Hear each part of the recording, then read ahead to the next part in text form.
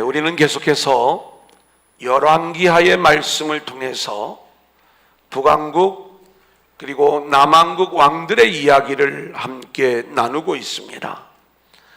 지난주에는 우리를 망하게 하는 것들이라는 제목을 가지고 말씀을 나누면서 저주받은 우시아의 이야기, 급격히 몰락해가는 북이스라엘의 왕들의 이야기, 그리고 유다를 치시는 하나님의 이야기를 통해서 저주 가운데 있는 우리의 실체를 볼 수 있었고요.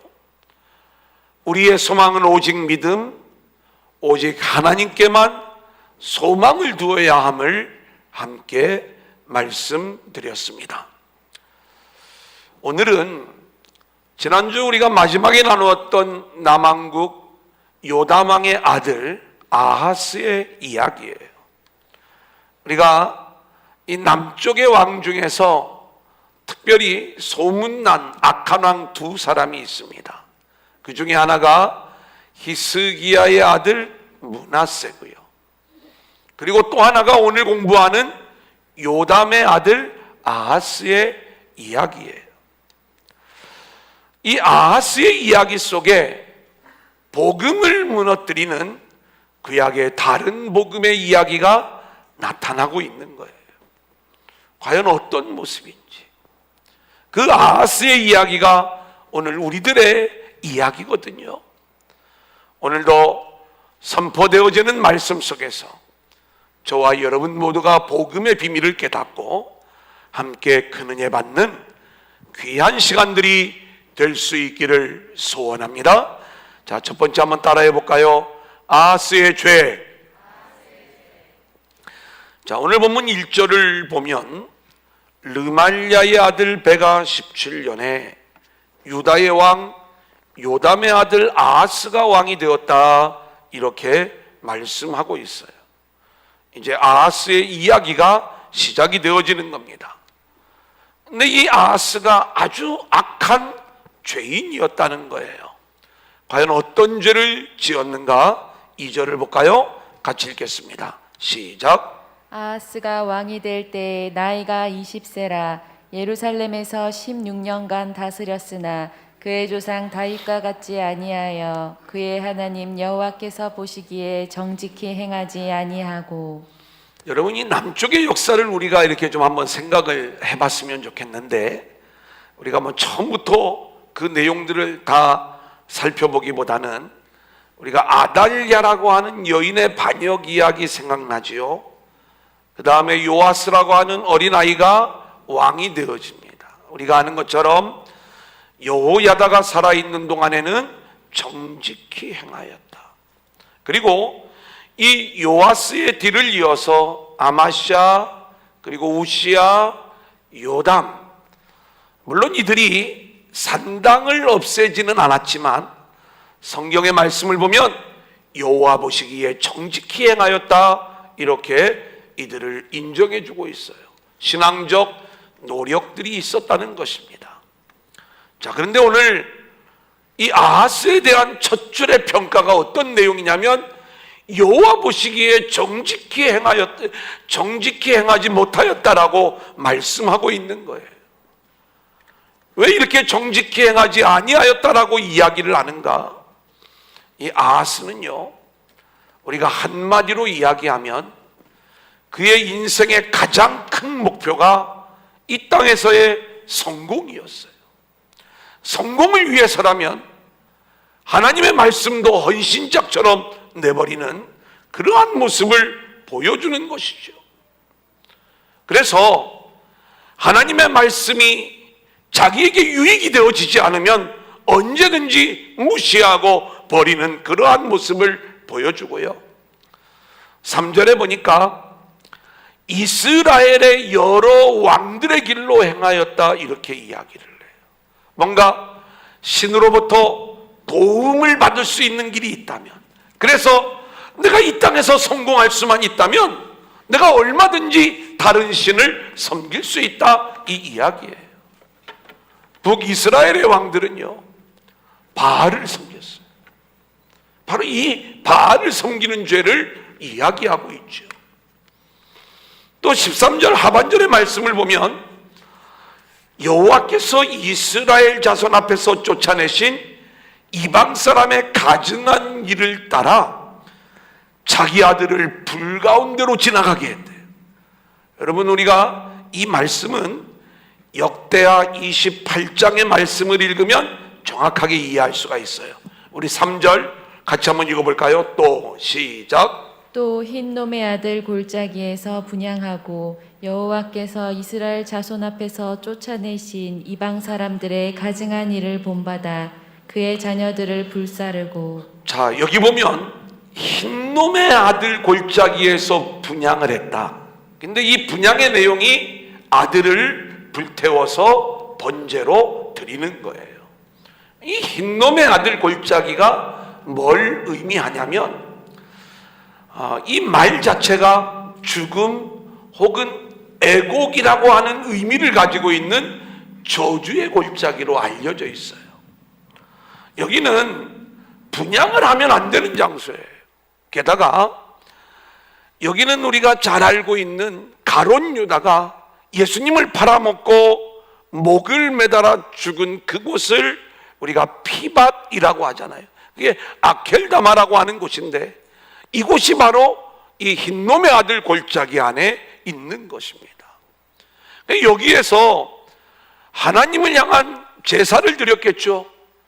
근데 어떤 모습으로 제사를 드리는가 보았더니 자기 아들을 불에 태워서 하나님께 드리는, 이게 원래 이방 사람들이 드리는 인신제사의 모습인데, 하나님을 향한 그 인신제사를 드리는 이유는 딱 한 가지예요.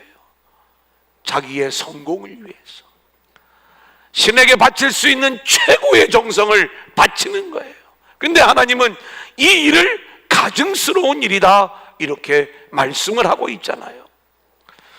여러분, 이 야하스의 이야기가 왜 우리의 이야기냐면, 아하스는 지금 하나님 나를 좀 성공시켜 주세요, 나에게 이 세상을 사랑할 수 있는 힘과 능력을 나에게 부어주세요, 늘 그러한 마음을 가지고 이 아하스는 신을 섬기다 보니까 하나님이 아닌 다른 신의 방식을 가지고서라도 그 신을 향한 열정을 보여주면서 신의 도움을 요청하고 있는 이 거짓된 가증스러운 모습을 보여주고 있는 것입니다. 어제 저녁 우리가 함께 나누었던 그 말씀 가운데 아브라함이 이삭을 바치는 이야기는 하나님이 아브라함의 믿음을 시험하는 일이었잖아요. 여러분, 자식을 바치는 것보다 더 귀한 정성은 없는 거예요. 여러분들이 내 자녀를 하나님께 바칩니다라고 하는 그 의미 속에는 어제 우리가 함께 나누었던 것처럼 이 자녀를 내 욕심으로, 내 뜻으로, 내 소망으로 키우는 게 아니라 하나님의 자녀로 키우겠습니다, 이 믿음으로 바치는 게 이게 진짜 바치는 것 아니겠습니까? 근데 이 아하스가 바치는 건요, 자신의 성공과 그리고 힘 있는 왕이 되어지기 위하여 신에게 자신이 바칠 수 있는 최고의 선물이 아들이었던 거예요. 그 아들을 불태워서 신에게 바치는 이 일들을 아주 가증한 일이다 이렇게 말씀을 하고 있는 거죠. 우리가 성경을 보면 가인의 예배와 아벨의 예배가 있습니다. 왜 하나님이 가인을 거절하시는가? 가인이 자신의 공로와 수고와 노력과 열정으로 하나님의 인정을 받기를 원했어요. 근데 하나님은 이러한 방식으로 나오는 자들을 가증하다고 이야기를 해요. 그러면 아벨의 방식은 어떤 방식이냐? 이 아벨은요, 철저히 자신의 죄인됨을 고백하는 거예요. 내가 하나님 앞에 나올 수 없는 존재임을 고백을 하면서 하나님의 은혜가 아니면 안 되겠기에, 자신의 힘으로 나올 수 없기에 대속 제물의 은혜를 의지하여 하나님께 나오는, 그렇게 상한 마음을 가지고 주님 앞에 나오는 이 아벨의 방식, 다윗의 방식을 하나님은 인정해 주시는 것입니다. 이 아하스의 죄의 또 한 면을 보면 우리 본문 16장 4절 우리 한번 같이 읽어볼까요? 또 시작. 또 산당들과 작은 산 위와 모든 푸른 나무 아래에서 제사를 드리며 분향하였더라. 여기 신명기 12장 2절을 보면 모세의 설교죠.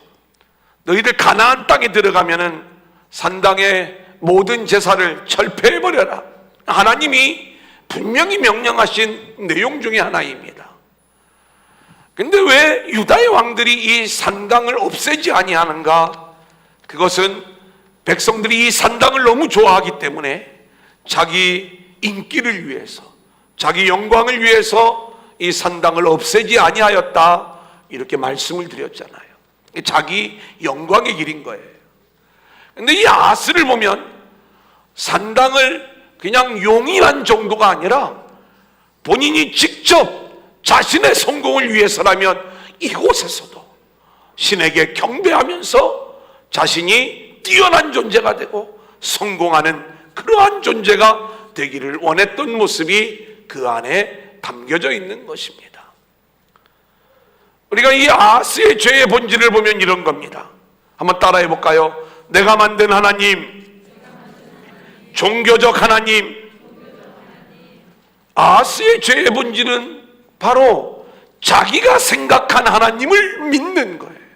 오늘 우리가 주의 전에 나와 하나님을 예배할 때 우리가 믿는 하나님은 반드시 성경 안에, 말씀 안에 기록되어져 있는 성경적인 하나님, 복음의 하나님을 우리가 붙잡아야 되는 줄로 믿습니다.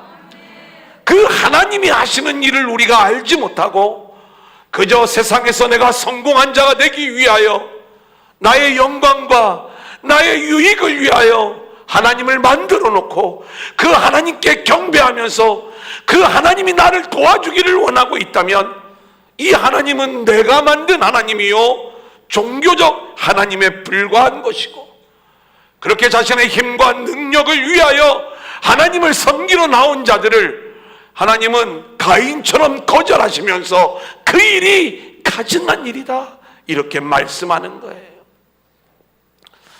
저는 어려서부터 미국이나 유럽의 여러 부유한 국가들의 이야기들을 예로 들면서 예수를 잘 믿는 나라들을 봐라, 이들이 얼마나 복을 많이 받고 있느냐, 그러면서 우리나라도 예수 잘 믿고 복 받는 나라가 되게 해달라는 설교를 들으면서 자라왔어요. 저는 이게 성경이 말씀하는 하나님이 틀림없다고 생각을 했어요. 근데 우리가 아무리 복음을 살펴보고 또 살펴보아도 이렇게 뭔가 이 땅에서 잘 살기 위해서, 이 땅에서 뭔가 성공을 위해서, 이 땅에서 자신의 영광을 위해서 하나님을 믿는 것, 그렇게 하나님 앞에 내 정성과 수고와 노력을 내어놓으면서 하나님 나 좀 잘 살게 해주세요 라고 요청하는 것, 바로 이것이 아하스의 방식이라는 것을 오늘 말씀은 우리 가운데 이야기해주고 있는 것입니다. 하나님이 이스라엘에게 주신 것은요, 우리가 성경을 보면 그대로 드러나고 있지 않습니까?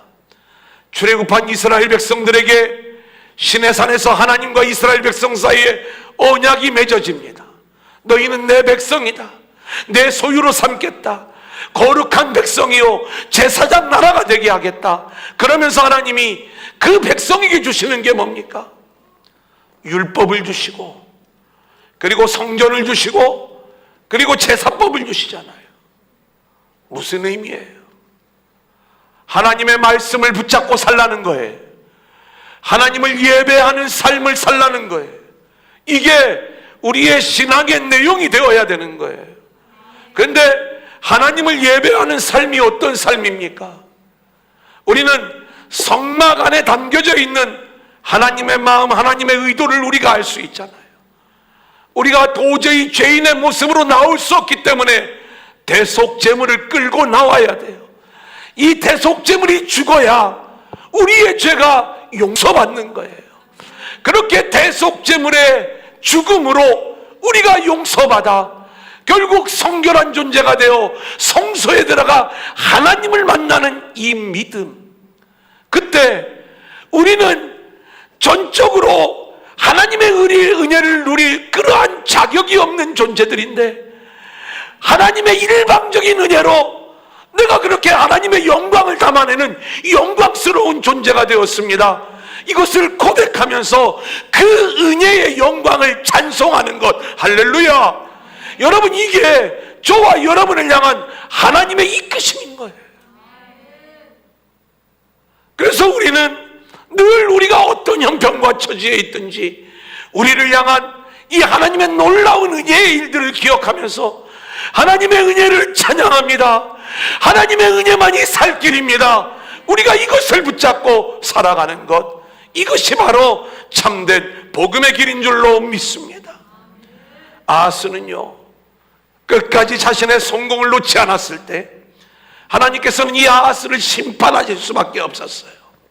그래서 하나님의 심판의 방식은 뭐냐? 이 남쪽 유다의 북쪽에 이스라엘이 있고 이스라엘의 북쪽에 아람이 있다고 했지요. 이 아람 나라와 북이스라엘이 연합군이 되어서 유다를 공격해 오는 겁니다. 하나님이 그렇게 유다를 치게 하셨어요. 이유는 한 가지예요.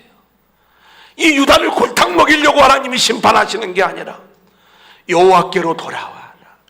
그 종교적 하나님, 가짜 하나님, 그 잘못되고 가증된 신앙 내려놓고 참된 하나님의 영광을 구하는 바른 복음의 신앙으로 오직 하나님만을 붙잡는 그 믿음으로 돌아와라, 돌아와라. 이 내용으로 하나님이 유다를 치고 계신 거예요. 하나님이 지금 이 시대 우리에게 코로나로 자연재해로 우리를 치고 계실 때 우리는요, 하나님이 이 고통으로부터 우리를 구해달라고 기도만 하지 마시고 우리가 온전히 하나님이 원하시는 그 모습으로 하나님께 돌아오겠습니다, 이렇게 믿음으로 고백할 수 있는 저와 여러분들이 될 수 있기를 소원합니다. 오늘 이 아하스를 보면은요, 아하스는 그러한 하나님의 해결책을 받아들이지 않습니다. 오히려 이 아람 나라보다 더 강력한 아수르라고 하는 나라를 의지하는 거예요.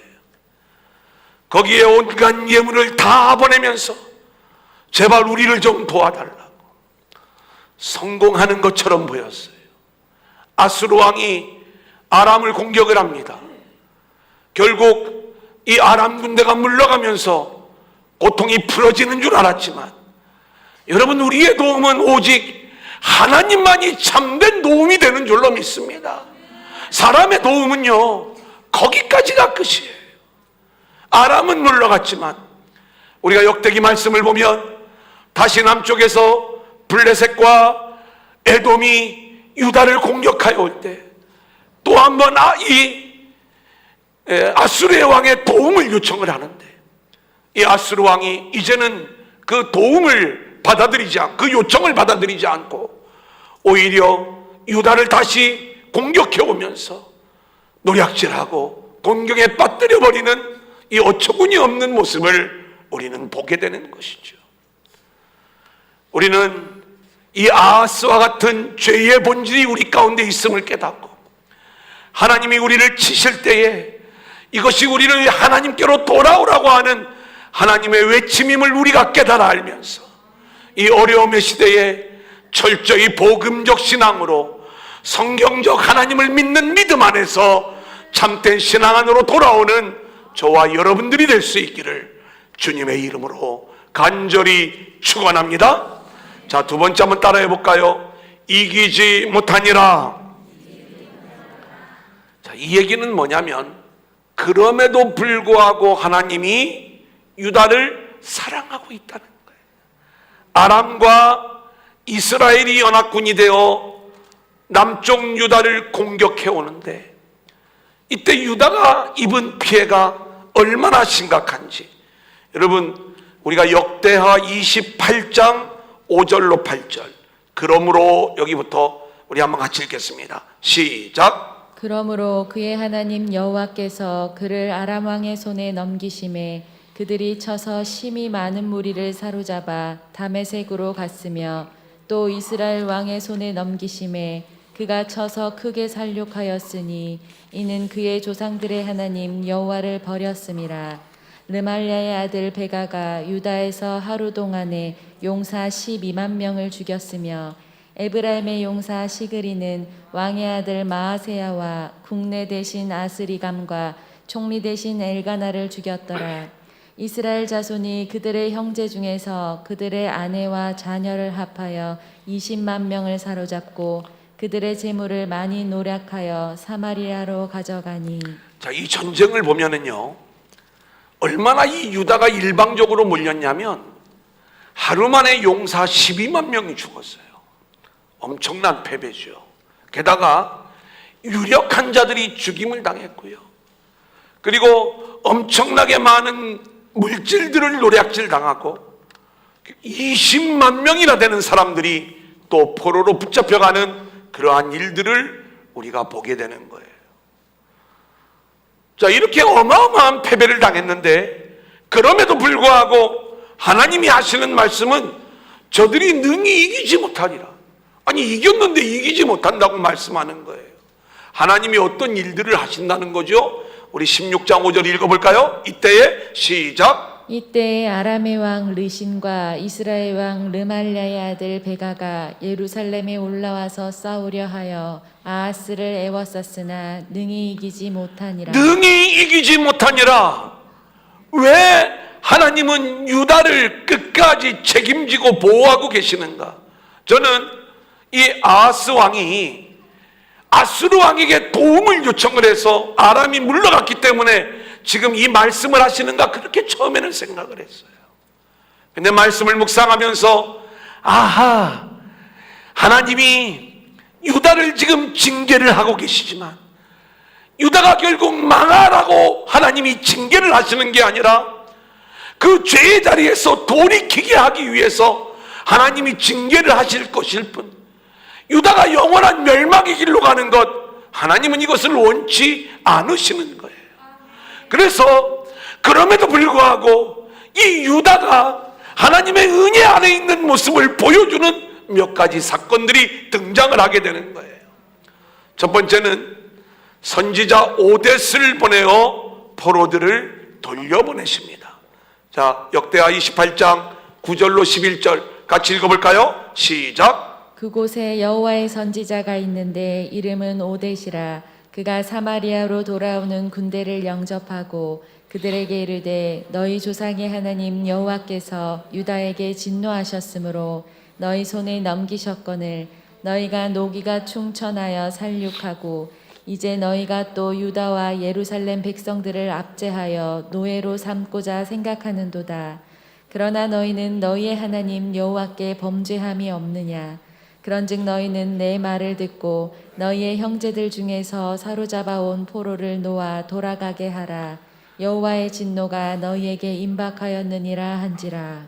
자, 남쪽 유다의 20만 명이 지금 북이스라엘에게 포로로 붙잡혀 오는 상황인데 하나님이 이 사마리아의 포로로 붙잡혀 오는 상황에서 오뎃이라고 하는 선지자를 보내어서 이스라엘을 책망하는 거예요. 너희들이 의로워서 그런 게 아니야. 너희도 죄가 있지 않니?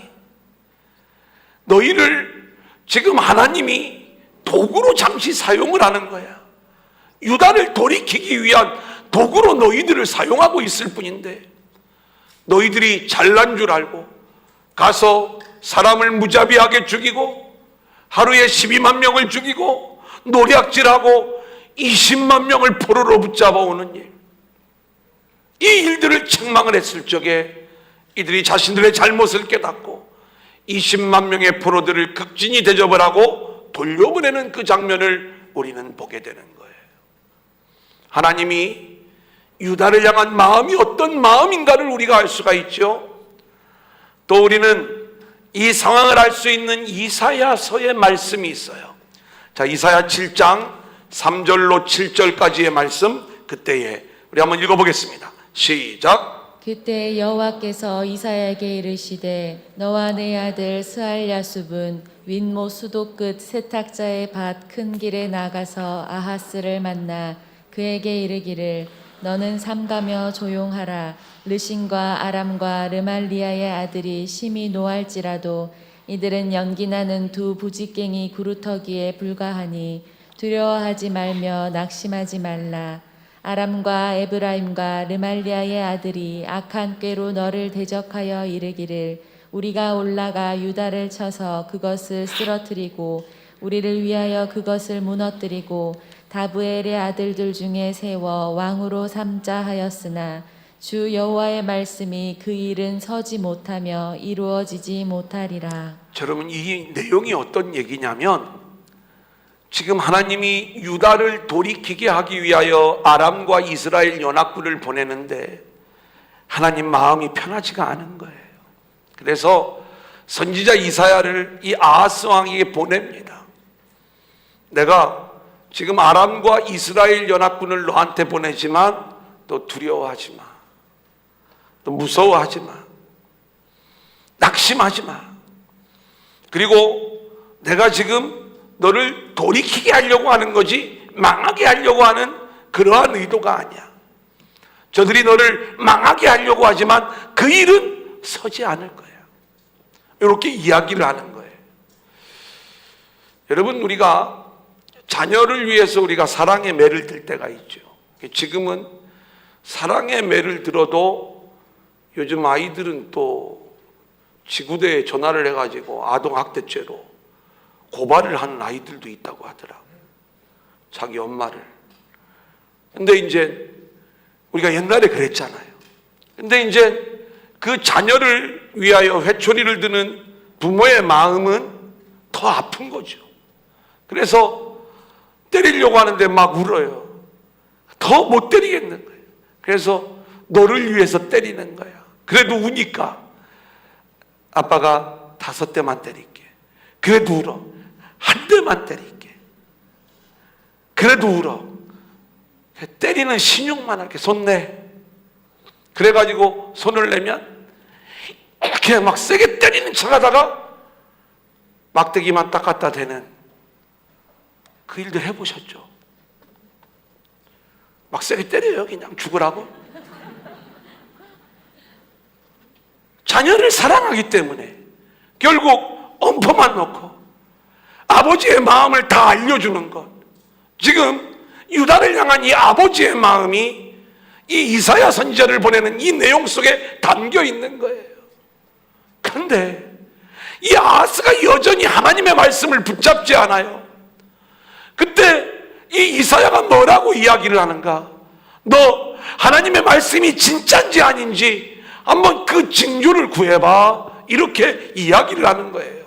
이사야 7장 10절로 12절 같이 읽어볼까요? 시작. 여호와께서 또 아하스에게 말씀하여 이르시되 너는 내 하나님 여호와께 한 징조를 구하되 깊은 데에서든지 높은 데에서든지 구하라 하시니 아하스가 이르되 나는 구하지 아니하겠나이다. 나는 여호와를 시험하지 아니하겠나이다 한지라. 지금 이사야 선지자를 통해서 아하스에게 하나님의 징조를 구하는데 그것이 아주 깊은 징조든지 아주 높은 징조든지 네가 구하는 대로 하나님이 징조를 보여주실 거야. 너는 그 징조를 붙잡고 하나님께로 돌아와야 돼. 이렇게 이야기를 하는데 아하스가 뭐라고 이야기를 하냐면 나는 하나님을 시험하지 않겠습니다. 나는 징조를 구하지 않겠습니다. 이렇게 이야기를 하는 거예요. 여러분, 아하스가 믿음이 있어서 이런 이야기를 하는 게 아니에요. 아하스는 하나님에 대한 큰 실망감을 가지고 있어요. 구해도 소용없다고 생각을 하는 거예요. 그러다 보니까 그의 마음속에서는 이미 내가 하나님께 구하지 아니하고 아수르 왕에게 구하겠다라는 이 결심을 이미 하였기 때문에 나는 구하지 않겠다. 이사야가 책망하면서 하나님의 징조를 알려주는 이야기 13절 14절입니다. 우리 한번 같이 읽어볼까요? 시작. 이사야가 이르되 다윗의 집이여 원하건대 들을지어다. 너희가 사람을 괴롭히고서 그것을 작은 일로 여겨 또 나의 하나님을 괴롭히려 하느냐. 그러므로 주께서 친히 징조를 너희에게 주실 것이라. 보라, 처녀가 잉태하여 아들을 낳을 것이요 그의 이름을 임마누엘이라 하리라. 저는 이 장면을 바라보면서 아버지의 마음, 하나님의 마음을 이렇게 생각을 해봤어요. 여러분, 자녀들이 속을 썩일 때 우리가 그 자녀를 이렇게도 해보고 저렇게도 해보고 회초리도 들어보고 온갖 모든 방법들을 다 동원해보고 그런데도 끝까지 자녀가 속을 썩이면 그때 부모의 마음은 어떻게 해요? 그 자녀를 버리나요? 아니죠. 끝까지 그 자녀를 품고 또 품으면서 그 징조까지 다 보여주면서 하나님이 이 자녀를 구원해 나가는 그 일들을 진행하는 것 아니겠습니까? 오늘 그 마음을 보여주는 거예요. 다윗의 집이여 들으라, 아하스한테 얘기하는 거예요. 너가 사람을 그렇게 괴롭게 하고서 또 하나님까지 괴롭히려고 하느냐? 지금 너가 죄를 짓고 있기 때문에 유다가 이렇게 고통을 당하는 거야. 그 사람을 괴롭게 하는 일이 적은 일이니? 근데 하나님이 자기를 사랑하는 걸 이걸 알아야 되는데, 이 아이들이요, 부모가 자기를 사랑하는 걸 알고 자기가 아무리 잘못해도 결국 엄마가 나한테 진다는 걸 애들이 알아요, 몰라요? 알아. 그 엄마를 갖고 놀아. 지금 하나님을 괴롭게 하는 게 지금 이 아하스의 모습인 거예요. 그래, 하나님이 그렇게 돌아오라고 이사야 선지자를 보내시고 오뎃을 보내시고 할 수 있는 모든 일들을 다 하고 계시는데 하나님의 말씀을 듣지 않고 여전히 세상을 붙잡겠다라고 하는 이 일, 하나님을 괴롭게 하는 일. 하나님은 괴로워요. 왜요? 내가 이 백성을 사랑하겠다고, 구원하겠다고 이 다윗의 집을 향한 한 등불을 남겨두어 내가 영원한 왕조를 세워주겠다고 약속하셨어요. 그 언약 안에서 이들을 사랑해야 되기 때문에 하나님은 결국 친히 징조를 보여주시는데, 그 징조가 뭐예요? 임마누엘이에요. 하나님이 우리와 함께 하시는 징조예요. 그게 예수예요. 아들을 낳으리니 이름을 예수라 하라.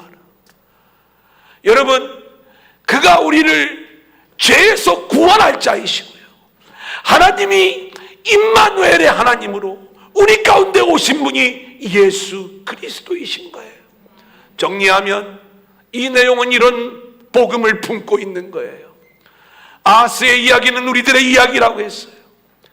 하나님이 끊임없이 우리를 돌아오라 돌아오라 우리에게 요청하시면서 코로나도 보내고 이 자연재해 큰 비를 보내면서 저와 여러분이 하나님께로 돌아오기를 원하고 있지만, 우리는 여전히 나의 성공을 위해서 하나님을 붙잡기보다는 세상적인 방법, 세상의 힘, 세상 왕을 의지하는, 그리고 내가 성공하는 길이라면 이것이 하나님을 배역하는 일인지도 모르고 사람을 괴롭게 하고 하나님을 괴롭게 하면서 엉뚱한 우상 숭배의 길로 가는 것, 이것이 우리들의 모습이더라 이 말씀입니다. 그때 하나님은 주의 종을 여러분에게 보내시는 거예요. 회개하고 돌아와라, 하나님께 구하라는 거예요. 징조를 구하라는 거예요. 그 징조는 하나님이 여러분과 함께하는 임마누엘의 하나님, 예수 그리스도로 이 땅에 오신 그 하나님이 보내신 구세주 예수, 그 주님을 구하라는 거예요. 하나님이 이 징조를 말씀해 주시면서 그 징조를 붙잡을 것을 요청하고 있는 거죠. 우리가 얼마나 완악한가. 우리는 그러한 하나님의 징조를 구하지도 않고 하나님이 보여주신 그 징조 임마누엘 하신 하나님 예수 그리스도가 이 땅에 와 계심에도 불구하고 우리가 그 주님을 온전히 붙잡지 못하는 완악한 모습들을 우리가 보여주고 있는 것 아니겠습니까? 이제 마지막 세 번째 한번 따라하겠습니다. 다른 복음. 다른 복음. 마스크를 쓰고 따라 하시니까 이게 소리가 잘 안 들려서 하여튼 좀 힘들어요. 자, 10절, 11절 우리 한번 같이 읽어볼까요? 시작. 아하스 왕이 아수르의 왕 디글랏 빌레셋을 만나러 다메섹에 갔다가 거기 있는 제단을 보고 아하스 왕이 그 제단의 모든 구조와 제도의 양식을 그려 제사장 우리야에게 보냈더니, 아하스 왕이 다메섹에서 돌아오기 전에 제사장 우리야가 아하스 왕이 다메섹에서 보낸 대로 모두 행하여 제사장 우리야가 제단을 만든지라. 우리가 이 말씀의 본 의미를 알기 위해서 역대 말씀에 좀 도움을 얻겠습니다. 역대하 28장 22절 23절 제가 읽고 설명해 드릴게요. 시작. 이 아하스 왕이 공고할 때에 더욱 여호와께 범죄하여 자기를 친 다메섹 신들에게 제사하여 이르되 아람 왕들의 신들이 그들을 도왔으니 나도 그 신에게 제사하여 나를 돕게 하리라 하였으나 그 신이 아하스와 온 이스라엘을 망하게 하였더라. 여러분 보세요. 지금 이 아하스 왕의 마음에 어떤 마음이 있는지, 아하스가 아수르 왕에게 도움을 요청을 하니까 아수르 왕이 누구를 공격하냐면 아람이라고 하는 나라를 공격한 거예요. 다메섹에 와 있어요. 이 왕에게 고마움을 표시하기 위해서 갔는지 이 아수르 왕을 만나러 유다의 왕이 다메섹까지 갑니다. 근데 가서 공격해 왔던 아수르 왕에게 잘 보이는 것도 한 가지 목적이었는데, 거기에 가보니까 다메섹에 아주 멋진 신전이 있는 거예요. 근데 이 아하스는요, 자기가 믿는 하나님이 시시해 보이는 거예요. 내가 그토록 예배하고 기도하는데도 내 일이 안 풀려. 오히려 아람하고 전쟁할 때도 자기는 보기 좋게 엄청나게 큰 패배를 당했어요. 아람의 신이 더 커 보이는 거예요. 가보니까 이 다메섹에 있는 제단이 얼마나 크고 웅장하고 멋진지. 그래서 스마트폰으로 거기를 다 찍어 막 이렇게. 그리고 그것을요 카톡으로 날리는 거예요. 누구한테? 예루살렘에 있는 제사장에게. 내가 여기 기가 막힌 멋진 제단 내가 보낼 테니까 이대로 좀 바꿔놔. 내가 간대. 이 제사장에게 명령을 내리는데 이 제사장이 또 그 말을 듣는 거예요. 성전에 반드시 있어야 될 게 뭡니까? 번제단이 있어야 되고 물두멍이 있어야 돼요. 이거 하나님이 우리에게 가르쳐 주신 복음의 방식이에요. 이걸 치워버리고 다메섹 제단을 그대로 들여오는, 그렇게 성전을 모독하는 일들을 진행한 것, 이게 아하스예요. 왜요? 성공하고 싶다. 나도 좀 큰 왕이 되어서 좀 이 강력한 힘을 발휘하며 살아가고 싶다. 여러분, 이 일이 아하스만의 일이겠습니까? 교회도 마찬가지예요. 제가 1999년부터 미디어 사역을 시작을 했어요. 남들보다 좀 먼저 시작을 하니까 2000년 밀레니엄 시대가 되니까 온갖 교회들이 이 요청 앞에 뭔가를 좀 들여오기를 원하는데 지식이 없는 거예요. 제가 남보다 1년, 2년 좀 더 빨리 시작했다는 그것이 이제 계기가 되어서 저도 모르는 사이에 하루아침에 제가 전국 강사가 되어 있는 거예요. 좀 놀라는 척을 좀 해주세요. 실제로 있었던 일이니까. 근데 목사님들이요 울어요. 왜 우냐면 이제 교회들마다 이걸 다 설치를 하니까 어느 날 자녀들이 시골교회에 왔어. 이 시골교회에도 이게 있었으면 진짜 좋겠다. 할머니들 눈도 안 보이시는데 우리 어르신들 여기에 큰 글씨로 성경이 나오면 얼마나 좋겠어. 그래서 그 자녀들이요 적금을 깨가지고 그 시골교회에다 헌금을 하는 거예요. 목사님 2천만 원이면 한다는데 제가 이거 헌금하겠습니다. 좀 하시죠. 목사님 입이 막 이렇게 좋아지죠. 근데 그 헌금을 받았을 적에는 막 입이 찢어지지만요 할 줄 알아야지. 그러니까 그 다음 주에 자기 아들이 헌금을 했으니까 그 부모는요 얼마나 기대를 하고 막 예배를 오겠어요. 오늘 오면 막 대문짝만하게 이제 성경이 나오고 이거 내 아들이 헌금한 거요. 막 이걸 좀 자랑하고 싶은데 분명히 공사는 되어 있고 달려 있는데 뭐 아무것도 안 나오고 그냥 목사님이 옛날하고 똑같이 예배를 해. 한 주가 지나가, 2주가 지나가, 석 주가 지나가. 이제는 시험에 들 판이에요. 얼마나 많은 물질을 들여갖고 헌금을 한 건데 이게 작동되어지지 않을 때. 근데 이 목사님이 노력을 안 했겠어요? 저한테 어떻게 제 이름을 알아가고 막 울면서 전화를 나 좀 도와달라고, 나 좀 살려달라. 그게 뭐 때문에 그러시냐? 그랬더니 그 자초지종을 얘기하는 거예요. 수많은 에피소드가 있어요. 제가 어떤 때는 세미나를 하는데 목사님들이 700명이 모여요. 제가 모아놓은 거 아니에요. 얼마나 수요가 많으면 그렇게 많은 분들이 와가지고 이 강의를 들으려고 그렇게 할까요? 한 번은 세미나를 갔는데 점심을 먹는데 누가 내 욕을 하는 것 같아. 그 목사님 하는 얘기 그대로 제가 전달해 드리면 어떤 놈이 이걸 시작해가지고 우리를 이렇게 고생하게 만드는지 모르겠다. 왜 그걸 아니 안 하면 되잖아요. 이거 없으면 예배 못 드립니까? 근데 왜 하는 거예요? 우리 교회가 뒤처질까 봐. 우리 교회가 시대에 뒤떨어지면 부응하지 못할까 봐. 여러분, 큰 교회 되고 싶은 마음.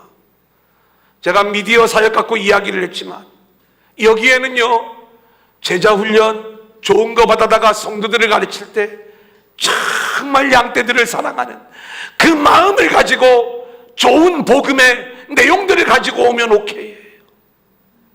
하지만 그 이면에는 이 아스의 마음이 없다고 누가 얘기할 수 있겠어요?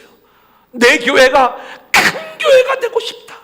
나도 좀 떵떵거리는 그런 목회자가 되고 싶다. 그런 교회 다니고 싶다. 이 마음들 우리가 가지고 있다면 이런 모방들이 결국 아하스가 다메섹에서 그 우상의 제단을 들여온 것과 다를 바가 뭐가 있겠느냐, 이 말씀인 거예요. 복음은요, 모방도 좋고 복사도 좋아요. 하지만 하나님이 가증스럽게 여기는 자기가 우상이 되어지는 이 일들을 위하여 우리가 하나님의 것들을 들여온다면 이것을 하나님이 얼마나 마음 아파하실 것인가. 성경은 이것을 다른 복음이라고 이야기를 하고 있어요. 우리 갈라디아서 1장 7절로 8절 같이 읽어볼까요? 다른 복음은 시작. 다른 복음은 없나니 다만 어떤 사람들이 너희를 교란하여 그리스도의 복음을 변하게 하려 함이라. 그러나 우리나 혹은 하늘로부터 온 천사라도 우리가 너희에게 전한 복음 외에 다른 복음을 전하면 저주를 받을지어다. 바울이 갈라디아 교회를 향하여 선포한 말씀이에요. 바울은 오직 예수 그리스도만을 붙잡는 복음을 이야기했어요. 그런데 다른 복음을 전하는 자들이 찾아오는 거예요. 너희가 뭔가 율법의 수고와 할례의 수고가 너희들한테 있어야 되는 거야. 뭔가 구원을 받으려면 거기에 합당한 너희들의 노력과 공로가 있어야 되지 않겠니? 인간의 수고와 노력을 들이미는 그러한 사람들, 이 사람들을 향하여 다른 복음을 전하는 자들이라고 이야기하면서 다른 복음을 전하면 저주를 받을지어다, 이렇게 말씀하고 있는 거예요. 오늘 이 아하스가 우리에게 보여주는 이 모습들, 자기의 성공을 위하여 그렇게 여러 우상들에게 절하고 그렇게 하나님을 섬기는 모습들은 결국 구약에 나타난 다른 복음을 우리에게 여실히 보여주는 것이다. 저와 여러분이 하나님이 우리에게 알려주신 바른 복음 안에서 하나님께로 돌아올 수 있기를 소원합니다. 이제 말씀을 정리합니다. 아하스의 이야기는 우리들의 이야기예요. 아하스가 그토록 성공을 원하고 있었던 것처럼 우리도 역시 성공을 위하여 이 땅에서 얼마나 헤매이고 있는 인생들인지 몰라요. 아하스는 성공이라면 얼마든지 하나님을 배신하는 그 일들을 서슴지 않았던 모습들을 보게 됩니다.